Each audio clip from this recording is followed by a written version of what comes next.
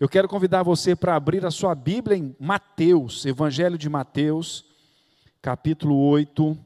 Nós vamos ler do versículo 1 ao versículo 13.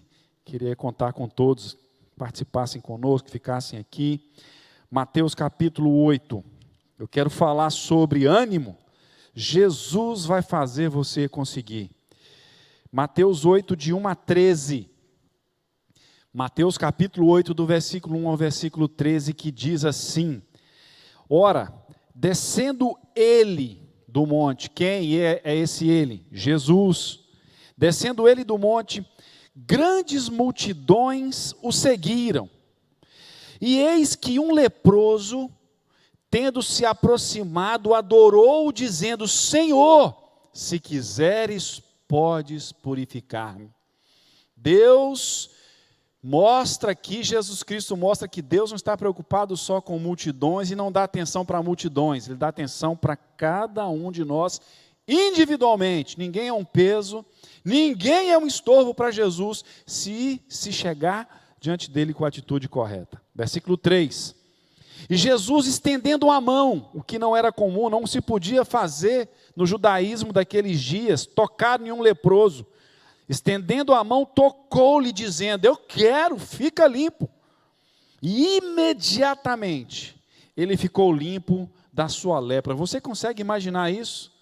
O homem carcomido, apodrecido, faltando dedo, quem sabe faltando uma parte do nariz, quem sabe sem uma orelha, quem sabe outra orelha, a orelha estava toda inflamada, como é que fala quando está saindo pus? Purulenta, né? Saindo aquilo, e aquele homem chega maltrapilho, ali, com gases, né, envoltos, quem sabe num braço, porque a mão já foi carcomida, uma das mãos já foi carcomida pela lepra, e ele chega e se apresenta diante de Jesus e fala: se o Senhor quiser, o Senhor pode me purificar. Ele se prostra e Jesus toca naquele homem leproso, e imediatamente, diz a palavra de Deus, que ele ficou limpo da lepra. Tudo voltou ao lugar, tudo voltou ao normal, voltou a ter pele de criança. E continua o texto. Disse-lhe então Jesus: Olha, não o digas a ninguém. Diferente de hoje em dia, né, gente? Quantos pregadores têm falado hoje à noite que o milagre acontece, e aqui acontece mesmo, a gente sabe, a Caritas está aqui hoje para comprovar que o nosso Deus faz milagre. Essa igreja orou, outras pessoas oraram, outras igrejas oraram, e Deus resolveu fazer um milagre da restauração plena da saúde dela. Mas só que é o seguinte, isso está na agenda de Deus, não é a nossa agenda que determina a agenda de Deus. E Jesus disse para ele: não fala nada para ninguém, mas vai mostrar-te ao sacerdote e fazer a oferta que Moisés ordenou para servir de testemunho ao povo. Gente, a lepra era uma doença tão séria, que quando alguém era curado, ele tinha que ir lá no governador. O sacerdote era um tipo de um grande governador, o prefeito da cidade, né, assim, para dizer: olha, eu estou curado. É que ele era publicado: olha, o fulano de tal, filho de não sei quem, está curado da lepra, ele pode então voltar ao convívio agora, ele pode vir no templo, adorar a Deus, trazer as ofertas, os sacrifícios dele. Era muito sério a lepra. E continuemos então, versículo 5. Tendo Jesus entrado em Cafarnaum, apresentou-se-lhe um centurião, implorando. Tem muita gente que não gosta de ler a Bíblia, ou não quer ler a Bíblia usando essa desculpa, mas a Bíblia tem umas palavras difíceis. Deixa eu te falar, hoje quem tem Google, até no celular, não tem desculpa mais de não descobrir o significado das palavras bíblicas. Mas a palavra centurião, ela significa um soldado romano, um oficial do exército romano, que comandava 100 soldados, por isso a palavra centurião.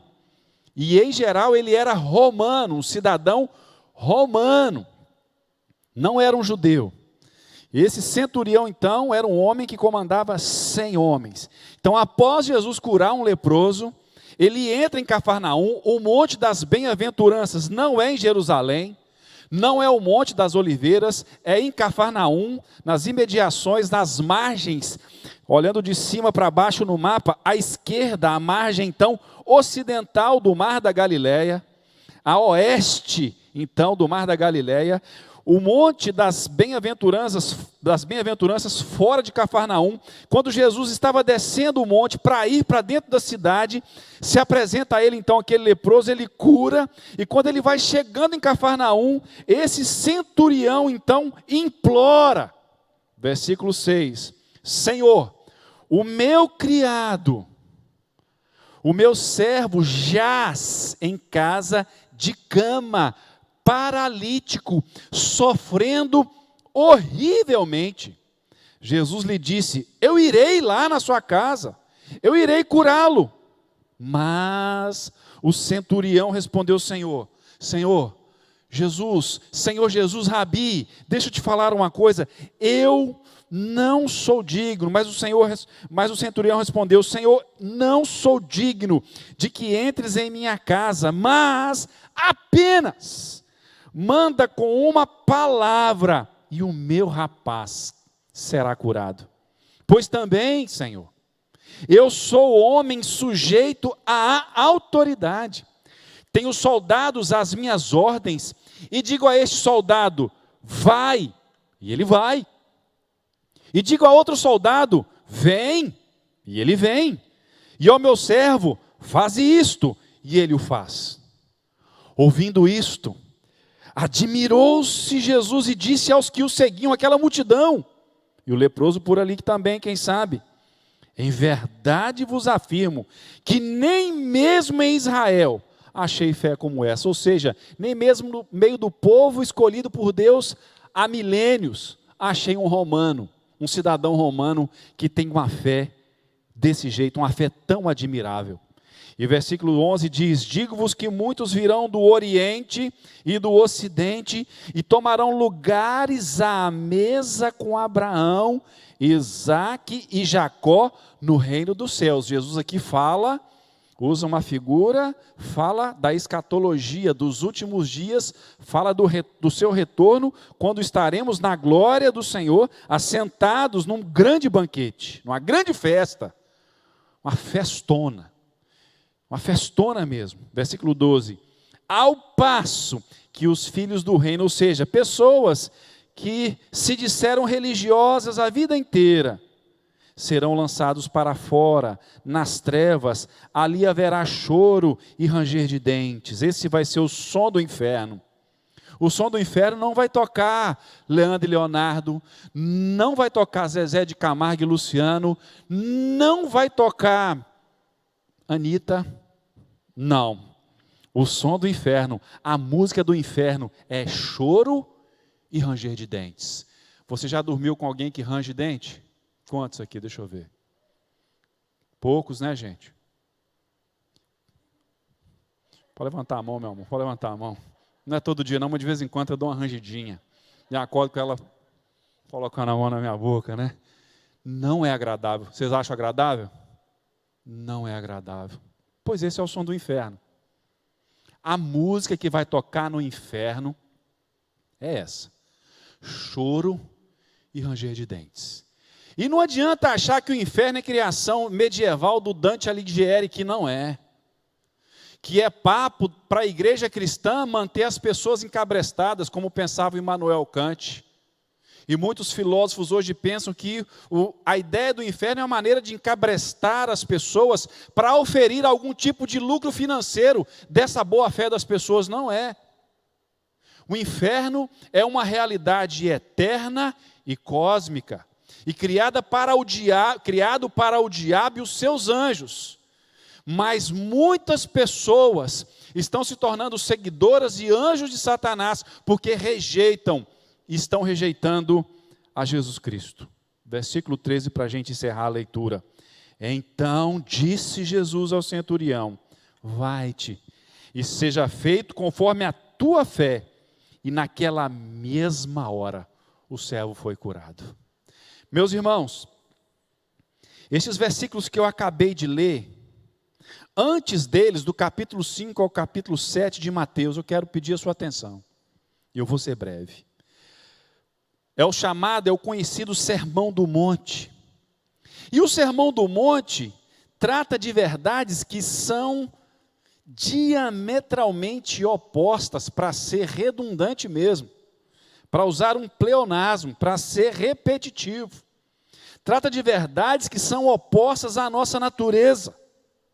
De maneira que eu penso que aquela multidão que desceu do monte com Jesus, que os 12 estavam ali, e uma grande multidão, de maneira que eu penso que aqueles que estavam ouvindo, que ouviram o Sermão do Monte, e que entenderam o Sermão do Monte, desceram de lá, gente, muito desanimados consigo mesmos. E sabe, meus irmãos, porque quem entende hoje também o Sermão do Monte, fica com o mesmo sentimento, desanimado. Quem lê o Sermão do Monte e se sente satisfeito, achando que está vivendo tudo isso, meus irmãos, na verdade, ele não se conhece e não conhece a Jesus Cristo. Por que o Sermão do Monte seria tão desanimador assim? E tão oposto a nós? Quer ver? Quando nós começamos a ler lá no capítulo 5, no versículo 3, lá Jesus começa a falar, descrever as pessoas verdadeiramente felizes. As pessoas verdadeiramente felizes, realmente felizes, são pessoas humildes, são pessoas pobres. Jesus fala que felizes são as pessoas que choram.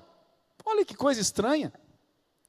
Jesus não diz que felizes são as pessoas que sempre estão tirando selfie uma hora em Paris, depois de noite no outro dia já estão em Londres, e no meio do ano ele vai tirar férias nas Maldivas, e depois vai para a República Dominicana, né, como é que chama lá? Punta Cana. Não, depois está em Nova York. Não, Jesus fala que felizes são os perseguidos por causa da justiça.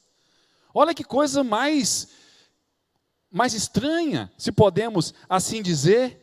Jesus também fala que nós não podemos nos irar com as pessoas, e mais, se nós chamarmos uma pessoa de, olha, você é tolo, Jesus diz que nós estamos sujeitos ao inferno de fogo. Olha só que isso é assassinato, que esse ódio no coração é assassinato. E outra coisa, Jesus ainda vai e diz assim, olha, se alguém der um tapa na sua face direita, no lado direito da sua face, você tem que virar da esquerda para que ele vai com essa mão e volta com as costas dessa mão. Um absurdo, uma humilhação. Jesus diz que é assim que tem que ser. E Jesus continua ainda falando que a gente tem que amar o nosso inimigo. Temos que orar pelas pessoas que nos perseguem. Jesus incentiva a dar esmola e diz que esse é o papel de um servo de Deus. O Evangelho, quem vive o Evangelho faz isso, dá esmola, ora, perdoa. Jesus diz ali que um servo dele, um homem feliz, quem conhece o Evangelho, quem ama a Deus de fato e de verdade, é uma pessoa que consegue perdoar todas as injúrias. Jesus ainda continua falando que a pessoa que conhece o Evangelho é uma pessoa que não é apegada ao dinheiro, que não ama o dinheiro. Jesus fala isso também. Outra coisa, isso aqui atinge quase que todo mundo aqui, as pessoas que estão nos acompanhando em casa também. Jesus condena, ele diz que a gente, não é que ele condena, ele fala, a gente não anda ansioso, ele proíbe a gente andar ansioso. E meu irmão, pensa numa ansiedade, eu creio que boa parte das pessoas que rangem dente, rangem por causa de ansiedade. Pessoas que têm tiques, pessoas que têm toque, transtornos obsessivos, compulsivos, por causa da ansiedade. A ansiedade deixou de ser só um estado de alma e virou enfermidade, gente. A tecnologia, o progresso, trouxe o regresso da ansiedade. Já notou que todos os inventos, o avião, e depois vai aqui, ali, o telefone, todos esses inventos, os inventores diziam assim, olha, nós vamos economizar tempo. Gente, mas se tem uma coisa que a gente não tem mais, é tempo. Quando eu comecei a usar o WhatsApp, meu Deus, eu fiquei encantado, porque eu sou um pouco travado para mexer com tecnologia, eu sou cismado, eu sou mineiro, eu só arrisco com certeza. Está entendendo? Então, assim, quando começou esse negócio de WhatsApp, eu ficava com medo, vai que de repente, conversando com um parente meu pelo WhatsApp, eu solto um palavrão lá, e aí de repente esse negócio vaza do meu WhatsApp, cai no outro WhatsApp, cai no WhatsApp do pastor Sainz, pronto, estou na rua. Não é não? E aí, vamos descobrir meu segredo? Sabe? Mas olha, eu achei uma maravilha, porque me economizou demais, mas hoje tem dia que passa o dia, eu não consigo responder o povo. Sabe, meus irmãos, e isso gerou o quê? Uma ansiedade. Jesus falou que o servo de Deus, ele não anda ansioso, que ele não julga, e o que a gente mais faz é julgar e condenar. Coitado dos presidentes, dos governantes, coitado do nosso vizinho, né? Coitado dessa gente, como a gente condena esse povo. E Jesus ainda fala que a gente tem que escolher a estrada apertada. De maneira, gente, quando o povo desceu do monte, eles desceram maravilhados, porque é tudo bonito demais, é lindo demais de falar, mas de viver. E aí, é dessa forma. Então, Jesus mostra para as pessoas, é assim, com atitudes assim, quem já leu o Sermão do Monte sabe, ele mostra que é assim que se instala o reino de Deus na terra, é assim que os poderes das trevas e deste mundo são implodidos, mas é desanimador. Mas por que é desanimador? Sabe por quê, gente? É desanimador, e o capítulo 8 que nós lemos do versículo 1 ao versículo 13, mostra para nós isso. Porque o Sermão do Monte é, para o ser humano, aquilo que a lepra foi para aquele homem. Aquilo que o criado foi para aquele centurião, ou seja, é algo impossível para nós. Por nós mesmos, meus irmãos, não adianta. Por nós mesmos, nós não vamos conseguir perdoar absolutamente ninguém. E deixa eu falar uma coisa aqui, meus irmãos. Deixa eu lembrar aqui, não estou falando, não vou citar coisa de livros, de autores, mas eles sabem disso também, nós sabemos disso. Mas hoje, como nós vivemos numa era tecnocrática, pós-iluminista, pós-moderna, e outros nomes mais, tudo hoje acha-se que tem um especialista para resolver. Tudo nós achamos que um especialista vai resolver, mas deixa eu falar, os problemas espirituais continuarão sendo resolvidos pelo nosso Deus, pela palavra de Deus. E o perdão, mesmo que nós venhamos a tratar com terapeutas, com especialistas do comportamento e da alma humana, o perdão é algo divino, se nós não tivermos uma capacitação especial do Espírito Santo de Deus, nós não vamos conseguir perdoar ninguém. E vamos adoecer, porque a amargura adoece, porque a amargura abre espaço para a ação satânica na nossa vida. E se nós ouvirmos tudo que vão nos orientar para tentar acabar com a nossa amargura, de repente vamos cair no lugar onde o diabo é adorado e aquilo vai pegar. As coisas espirituais se discernem espiritualmente. Não adianta. Por mais que hajam especialistas de tudo quanto é coisa para a vida humana, mas tem coisa que só Jesus Cristo faz na vida de um ser humano. E a vida feliz é observar e viver aquilo que o Senhor coloca para nós na sua palavra, e é a sua palavra que nos cura. Mas nós por nós mesmos não temos condições de guardar a palavra de Deus, nós não temos condições.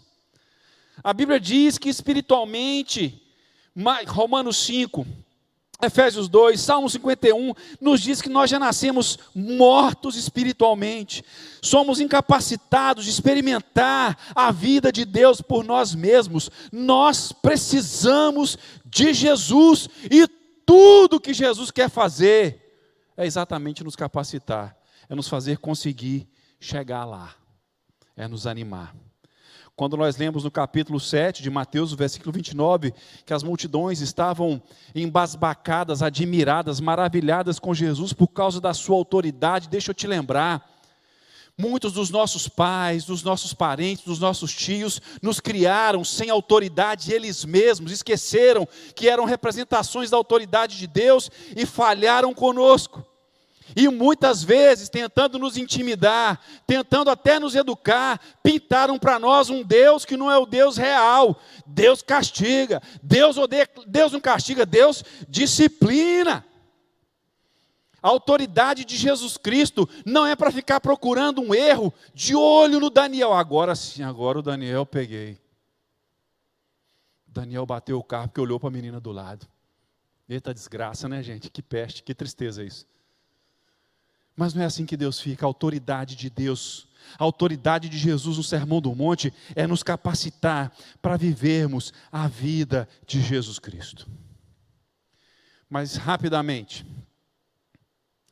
eu quero falar nessa noite aqui para todos nós, que existe uma contraparte, que existem duas atitudes, para que a verdade do Evangelho, para que eu seja capacitado a experimentar o Evangelho, a perdoar, a amar o inimigo, a amar o esposo, a amar a esposa, a amar os filhos, a ser fiel a Deus, e a ser fiel às amizades e às pessoas, a ser fiel a si mesmo.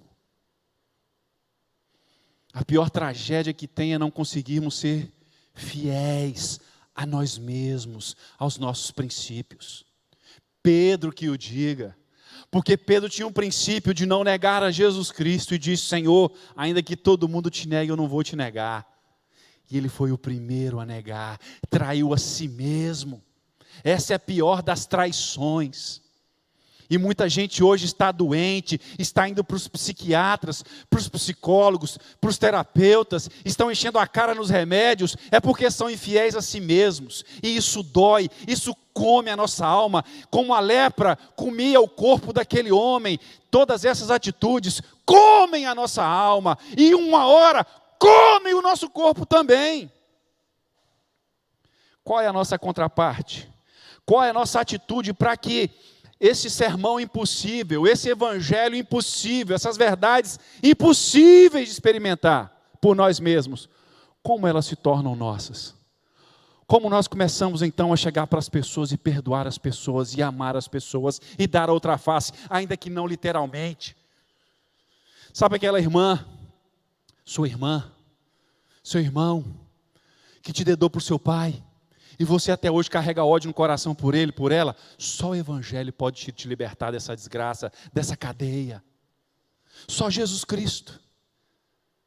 Só a palavra, a Bíblia é completa, é poderosa, Deus age nela para curar todas as nossas dores, para nos libertar de todas as nossas cadeias. Não estou dizendo, obviamente, que isso é da noite para o dia, que Deus com cada um de nós, Ele tem um processo, tem coisa que em nós Deus faz assim, mas tem coisa que Ele leva anos para fazer na sua sabedoria. Mas a base, o remédio, é a palavra de Deus. Então quais são as nossas atitudes? Duas. A primeira, ousadia. Esse leproso foi ousado. Quando Jesus descia do Monte das Bem-aventuranças, aquele leproso, e um leproso em Israel não vivia, na cultura antiga, ele não vivia, ele vegetava. A sua aparência, a aparência física de um leproso era repulsiva. Era um tipo de, quase que se misturando com um animal, parecia um cadáver vivo. Outra, vivia num permanente lockdown. Vivia num permanente isolamento social, eles tinham que ser isolados. Existiam os leprosários e não eram organizados, eram em vales, eram em cavernas muitas vezes, que eles viviam isolados para não contagiarem, não contaminarem outras pessoas, eram excluídos. E quando eles precisavam de alguma maneira sair, e se porventura vissem alguém lá de longe, eles tinham que começar a bater na cabeça e gritar: leproso, leproso. Tinha que fazer assim, olha a vida, as pessoas fugiam deles. Quantas crianças têm dificuldade, precisam de ir para os terapeutas? Aí eu concordo, aí é onde entra, porque foram rejeitados na escola. Ou então são bulingados na escola. Isso dói, o leproso vivia isso. Não podiam frequentar a igreja. Hoje a igreja está aí, gente, tem igreja para tudo quanto é lado e para tudo quanto é tipo de gosto. Mas o leproso, e a gente muitas vezes não valoriza, mas o leproso, ainda que ele quisesse, aquele dia que ele acordasse e ficasse assim, com muita, hoje eu estou com muita vontade na igreja. É raro isso acontecer, eu sei disso. Mas ainda que acontecesse isso no coração de um leproso, ele não poderia dizer assim, hoje eu vou na igreja. Não podia. Hoje eu vou no templo. Não, ele não podia. Já se imaginou assim? Mas é assim que a lepra do pecado faz com as pessoas, faz com o ser humano. O pecado vai nos carcomendo de uma forma tal que nós ficamos repulsivos, isolados e sem Deus. Mas só que o evangelho chegou para aquele leproso. Ele ouviu falar de Jesus Cristo. E olha só como a graça de Deus é. Jesus foi parar lá na Galileia, lá em Cafarnaum. E foi lá para o monte. Ele poderia ter dado o sermão do monte dentro de Cafarnaum. Não, mas ele foi lá no monte. Por quê? Por quê? Por quê eu vou te falar? Porque ele ia se encontrar com esse leproso. Jesus se coloca na estrada, no caminho, perto do leprosário, perto daquela caverna. E o leproso era leproso, mas o ouvido ainda funcionava, que ele ouviu as notícias e ouviu a multidão descendo. Por quê? Porque o evangelho chegou lá. E o evangelho chega. Se uma coisa que ninguém, essa desculpa que existe aí, que tem gente que fala assim, eu não creio em Deus porque tem fome na África. A fome na África não é culpa de Deus, é culpa nossa. É falta de vergonha nossa. É falta de obediência do povo, do ser humano, do homem. Então isso não é desculpa para não crer em Deus. E outros também dizem que não creem em Deus porque existem tribos que ainda não ouviram do evangelho. Meus irmãos, deixa eu te falar, todo mundo veio de Adão e Eva. E o evangelho está sendo pregado desde o jardim do Éden. Você sabia que existem outras narrativas do dilúvio? Não são exatamente como os dilúvios, como Gênesis capítulo 6, 7, 8 e 9. Mas os sumérios, os acádios, os egípcios, também têm as suas narrativas do dilúvio. Ou seja, o evangelho vem sendo pregado, e o evangelho chega na gente. Chega na nossa casa de alguma maneira. Eu me lembro de uma história que um Gideão, meus irmãos, é aquele pessoal que distribui o Novo Testamentinho, né? Quando você chega no hotel, numa pensão, no hospital, tem lá o Novo Testamento dos Gideões, né? Inclusive das enfermeiras, é bonitinho, é branquinho. E um Gideão, quando eu pastoreava no interior do Paraná, ele contou, dentre as muitas histórias dessa distribuição de Novo Testamento, uma delas é a seguinte: uma jovem mulher bonita ficou viúva. Ela havia, na sua infância, tido algum contato com o evangelho. Alguém um dia levou numa igreja, uma igreja batista, e deixa eu te falar, meu irmão, quando a gente for abrir a boca para falar mal de alguma das igrejas tradicionais, as igrejas históricas, por favor, não faz isso não. A gente está aqui por causa deles. Tem gente que tem uma experiência com Deus agora em algum lugar aí, funda um trabalho, acha que ele descobriu a roda do evangelho. Para mim é um coitado. Mas essa mulher teve um contato com o evangelho, que vizinhos a levaram quando na infância, mas ela cresceu e casou-se, teve 2 filhos, ficou viúva e começou a passar muita dificuldade, não me lembro de todos os detalhes. Esse irmão contou na igreja que eu pastoreava. Resultado, muitas dificuldades, e luta daqui, não acha trabalho, não sei o quê, trabalhos subempregos e dinheiro pouco, até que alguém, uma amiga, né? Uma amiga dessa que está assim, está assim aqui na Grande Vitória, assim, lotado, essas piriguetes. Virou para ela e falou assim: você é uma mulher bonita, nova, por que você não faz uns programas? O programa é adultério, é prostituição, é mal, isso acaba com a vida. Ela relutou, porque ela não teve esse princípio. Não teve esse princípio, mas enfim, resolveu um dia começar a fazer isso. E um cara ligou para ela. O primeiro, olha a misericórdia de Deus. Ligaram, marcaram, foram para um motel. Chegando lá, tinha lá um Novo Testamento. E ela com o coração na mão. Um coração na mão. Meu Deus, isso está errado. Meu Jesus Cristo. E pensando aquele incômodo, né? Aquele incômodo. Enquanto o cara foi ao banheiro, antes de tudo, ela viu, tinha um Novo Testamento. Olha, onde os gideões foram parar? No motel. Tinha Novo Testamento lá, gente. Tinha Novo Testamento lá, gente. Isso é maravilhoso, gente. Gente, isso é maravilhoso. Esses homens, essa obra é de Deus, não é o Gideão, é Jesus Cristo, é o Espírito de Deus. Pois tinha lá um Novo Testamento. E naquela angústia ela pegou o Novo Testamento e abriu. Num texto que eu não me lembro qual foi que o seu João Rezende falou, que inclusive ficou viúvo há poucos dias. Pai do meu grande amigo Júnior Rezende, que mora em Cuiabá. E quando o cara voltou do banheiro, a mulher estava em prantos, lendo o Novo Testamento. Uma parte do Novo Testamento. E o cara ficou sem entender o que está acontecendo. E ela pegou, então, abriu o coração para ele, falou que não tinha condições de fazer aquilo, que ela estava lendo na Bíblia.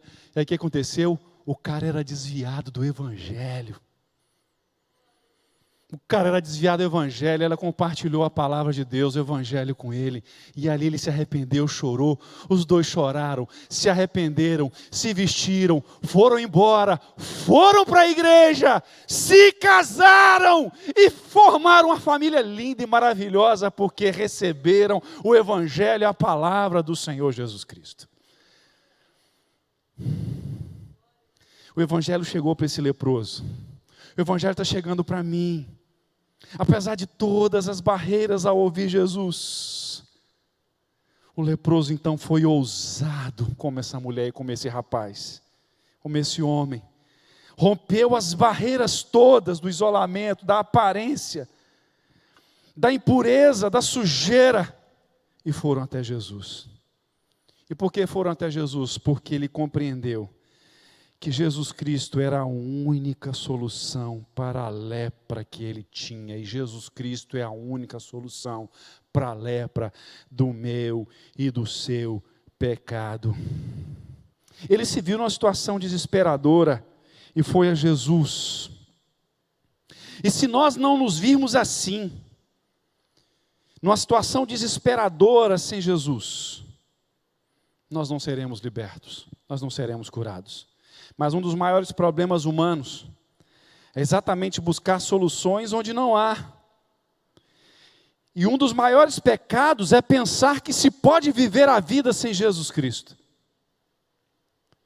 E o leproso compreendeu isso e se entregou ao querer de Jesus. É tão bonito o jeito que ele chega para Jesus, porque ele era acostumado com as pessoas enxotá-lo. Muitas vezes podia ser apedrejado, sabia? Os comentários rabínicos do texto sagrado, na Bíblia, não diz isso. Só diz que ele tinha que avisar. Mas começou-se a ter o costume de quando passava por um leproso, que o leproso se aproximava muito, eles apedrejavam o leproso. Mas ele se virou, ele rompeu todas essas barreiras, se aproximou de Jesus e falou assim: olha, o senhor está no direito do senhor, se o senhor quiser me apedrejar, até me matar. Mas se o senhor quiser, o senhor pode me purificar. E deixa eu te falar uma coisa, Deus não resiste, Deus não tem coração para não resistir a uma pessoa que sinceramente chega para ele e fala assim: Jesus, eu estou aqui, se o senhor quiser, o senhor pode me purificar. Jesus Cristo não resiste a um coração quebrantado. Salmo 51, 17 diz que sacrifícios agradáveis a Deus, 15 aliás, são o espírito quebrantado. Perto está o Senhor dos que têm o coração quebrantado e contrito. O que Jesus respondeu para ele? Meu filho, é claro que eu quero, eu estou aqui para isso. Eu vim para isso. Eu me encarnei para isso. Eu deixei minha glória. Tudo exatamente por você. Essa Galileia é grande. Esse Israel é grande. Tinha um monte de lugar que eu poderia fazer esse sermão, mas eu escolhi aqui exatamente para me encontrar com você. O Deus de todo o universo é acessível e desejoso de nos curar. O nosso papel é sermos ousados para nos aproximarmos do Senhor. Segundo e último lugar para a gente acabar. Eu quero acabar. Tá bom, gente? Pode ser? Posso encerrar? Amém? Vamos encerrar. Eu digo aqui mais um pontinho aqui, beleza? Para a gente encerrar e eu quero falar tudo. Senão, Mas a segunda atitude nossa, além da ousadia de nos aproximar de Jesus como esse leproso, para recebermos dele a capacitação, o ânimo para conseguir viver a vida em todos os seus aspectos, é também a submissão. Esse centurião mostra para nós isso. E olha só o zelo do apóstolo Mateus, do evangelista Mateus, quando escreveu esse evangelho para a sua igreja em Antioquia, por volta da década de 60 depois de Cristo, do ano 60 depois de Cristo, primeira metade do ano 60. Ele mostra que o evangelho é para um leproso, mas é para um centurião também, bem posicionado. Evangelho, o cristianismo não é coisa de pobre, de povo burro. Quem pensa assim é que é burro. O evangelho é inteligentíssimo. E se alguém é burro e diz que representa o evangelho, porque não conhece o evangelho. Então o evangelho é para todo mundo. É preciso a ousadia do leproso e é preciso a submissão desse centurião, porque ele falou: Jesus, eu não sou digno que o Senhor entre na minha casa, mas eu sei de uma coisa, eu tenho autoridade para dar ordem às pessoas, e eu sei que o Senhor também tem. Eu me submeto à sua autoridade. Se o Senhor falar aqui, não precisa o Senhor ir lá na minha casa, que eu não sou digno de receber o Senhor na minha casa. Ele tinha alguns problemas, eu não sei, a Bíblia não diz quais eram os seus problemas, mas ele se achava indigno. E quando nós achamos indignos do Evangelho, é porque de fato nós somos dignos do Evangelho. Ele se submete à autoridade de Jesus. E deixa eu te falar uma coisa, submissão protege a gente. Quer ver? A pessoa que está no 20º andar e não se submeter à lei da gravidade, pular de lá, ela vai morrer. Mas se ela se submeter à lei da gravidade, ela vai viver. Se nos submetermos a Jesus Cristo, nós vamos viver. Se não fizermos isso, nós morreremos. O Evangelho é para quem se submete a Jesus. É para quem diz: Jesus, eu estou aqui. Eu te quero. Eu recebo o Senhor na minha vida. Jesus tinha autoridade, e Ele entende isso, e nós temos que entender.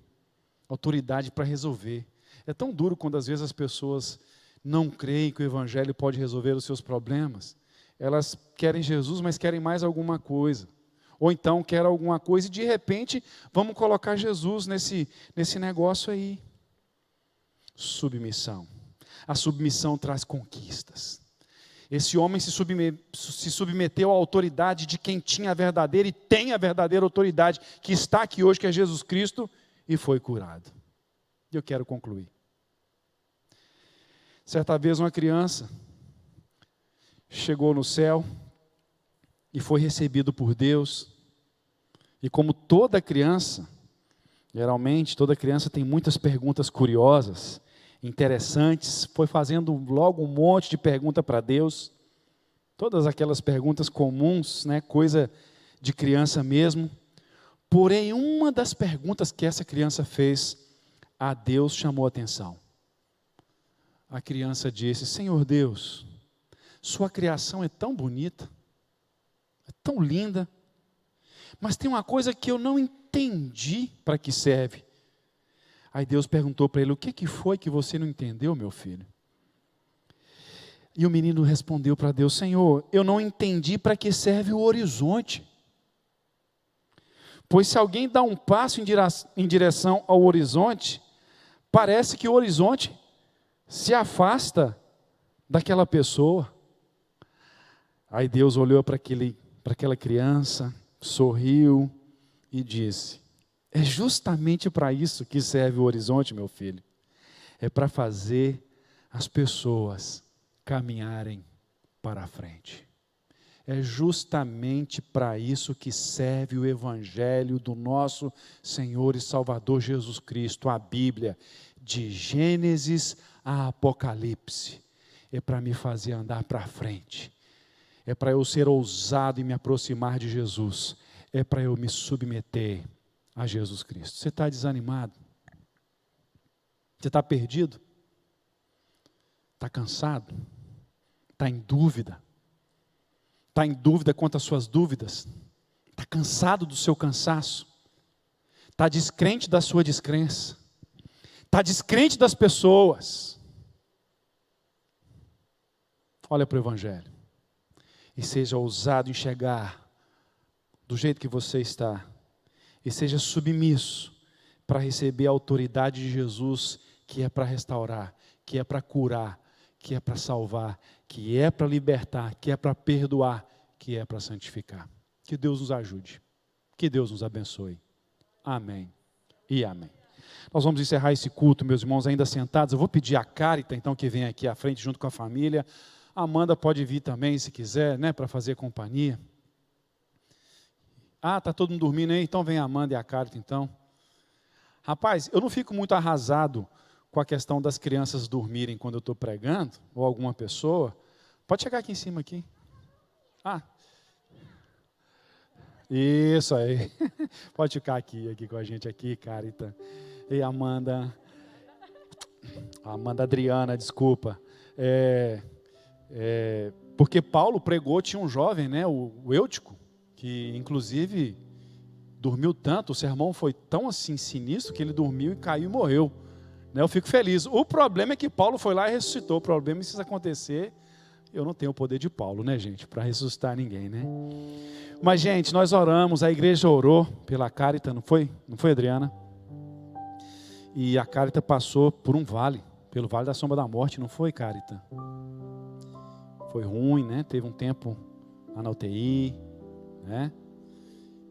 13 dias na UTI, né?